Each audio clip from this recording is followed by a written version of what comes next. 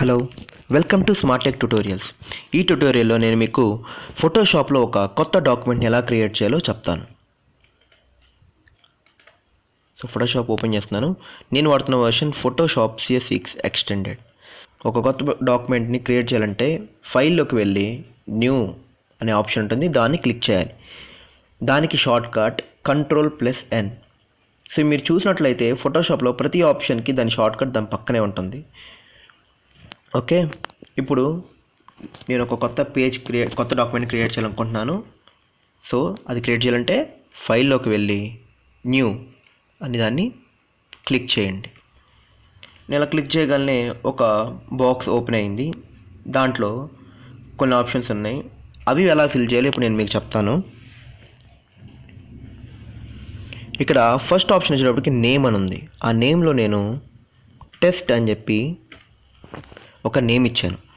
ఇప్పుడు నేను టెస్ట్ అనే నేమ్ ఇచ్చాను కాబట్టి నేను సేవ్ చేసేటప్పుడు టెస్ట్ అనే నేమ్ తోటి అది సేవ్ అవుతుంది.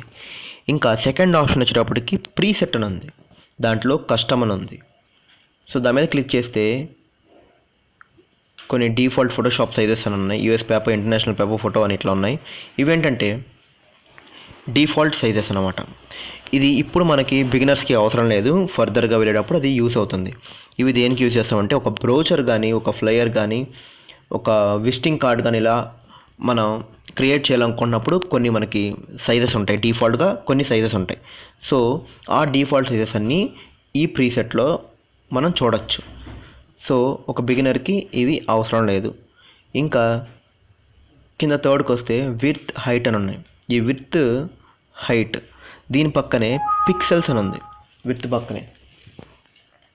సో దాని మీద క్లిక్ చేస్తే దాని సైడ్న అలా క్లిక్ చేస్తే ఇంకా కొన్ని ఆప్షన్స్ వచ్చినాయి. Pixels, inches, centimetres, millimetres. So మనం ఎలా దేంతో మెజర్ చేస్తామో ఆ రేషియోలో మనం తీసుకోవచ్చు. అంటే సెంటీమీటర్స్లో మీరు మెజర్ చేస్తే సెంటీమీటర్స్లో తీసుకోవచ్చు, అలా తీసుకోవచ్చు అనమాట. మ్యాక్సిమం అందరూ పిక్సెల్స్, ఇంచెస్లోనే యూజ్ చేస్తారు.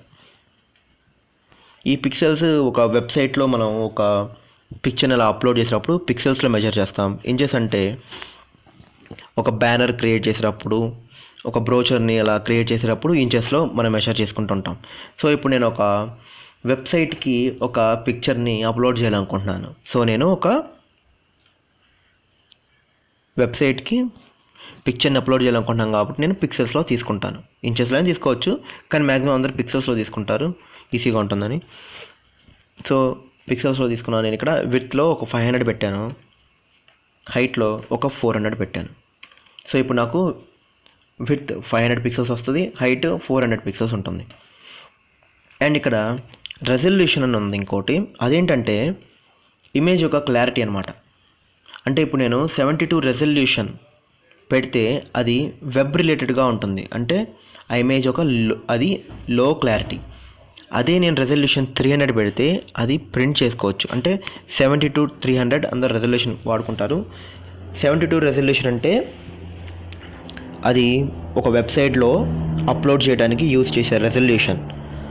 అదే రెజల్యూషన్ 300 పెడితే అది ప్రింటబుల్ అనమాట, ప్రింట్ చేయడానికి యూజ్ చేసే రెజల్యూషన్. సో ఇప్పుడు నేను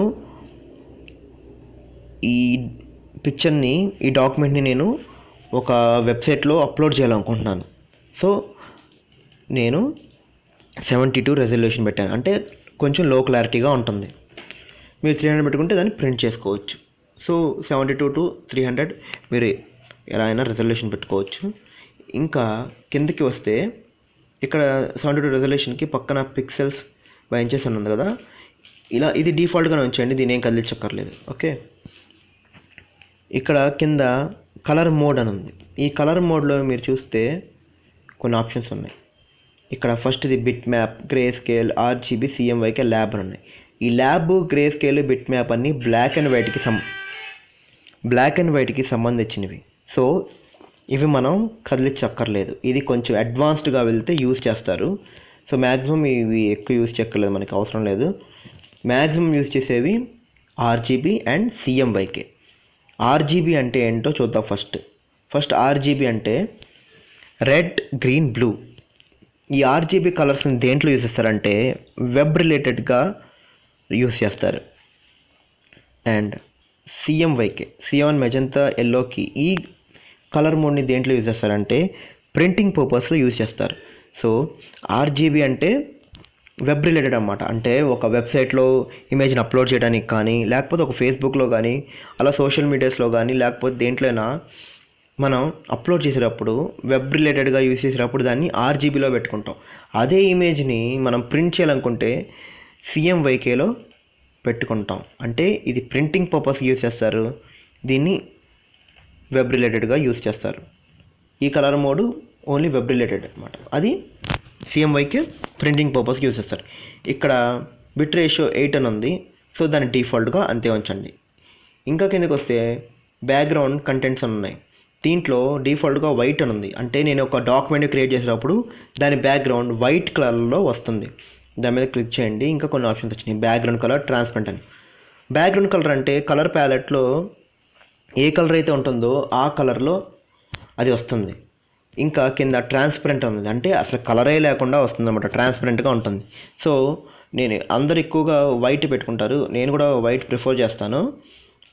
బ్యాక్గ్రౌండ్ కలర్ ట్రాన్స్పరెంట్ ఇది అవసరం లేదు, మనం వైటే పెట్టుకుందాం. డిఫాల్ట్గా ఏ ఆప్షన్ అయితే ఉందో అదే పెట్టుకుందాం. అంటే బ్యాక్గ్రౌండ్ కంటెంట్లో వైట్ ఉంది, అదే పెట్టుకుందాం. సో ఇంకా కిందకి వస్తే ఇక్కడ అడ్వాన్స్డ్ అని ఉంది. సో దాని మీద క్లిక్ చేద్దాం. ఇక్కడ colour profile, pixel aspect ratio ఉన్నాయి. ఈ 2 ఆప్షన్స్ ఉన్నాయి. ఇవి ఇంకా అడ్వాన్స్డ్ అన్నమాట. ఇవి మ్యాక్సిమం కదిలించక్కర్లేదు, ఎలా అయితే ఉన్నాయో అలానే ఉంచండి, దీన్ని కదిలించద్దు. బిగినర్స్కి ఇది అవసరం లేదు. సో ఇది మ్యాక్సిమం ఎవరు యూజ్ చేయరు. సో అడ్వాన్స్ని ఏం కదిలించకుండా ఇంతే ఉంచేయండి. సో ఇప్పుడు నేను అన్నీ ఫిల్ చేశాను. ఇప్పుడు ఓకే అని కొట్టుదాం. నేను కొట్టగలను. ఇది కొంచెం నేను క్రియేట్ చేసిన డాక్యుమెంట్ ఇలా వచ్చేసింది. ఈ వీడియో మీకు అర్థమైందని ఆశిస్తున్నాను. నెక్స్ట్ ట్యుటోరియల్లో నేను టూల్స్ ఎలా యూజ్ అవుతాయో చెప్తాను మీకు. Thanks for watching this video.